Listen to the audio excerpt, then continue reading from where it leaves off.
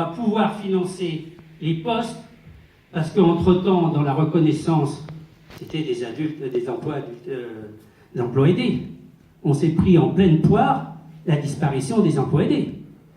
Donc, il faut qu'on rebondisse. Donc, on est dans la précarité totale, on ne sait jamais, d'une année sur l'autre, comment on va financer leurs postes.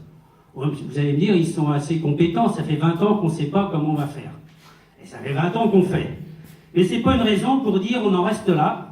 Donc on veut absolument sortir la médiation en santé de l'expérimentation. Mais alors, si on la sort, qu'est-ce qu'on gagne? Qu'est-ce qu'on perd? Parce que si on gagne une reconnaissance avec une formation reconnue, avec un statut, avec un financement à la clé, est-ce qu'on ne perd pas? Est-ce qu'on n'est pas dans un processus risqué de normalisation qui va perdre immédiatement cet élément essentiel qui est la rencontre d'un savoir professionnel avec un savoir profane? Et ça nous inquiète beaucoup. Mais d'un autre côté, si on veut se développer, si on veut être reconnu, si on veut, et les médiatrices le demandent, on en a marre depuis 20 ans d'être toujours dans l'expérimentation, de ne pas savoir où on va. Voilà, c'est une question de politique publique, c'est une question qu'on se pose tous et que vous avez tous en tête.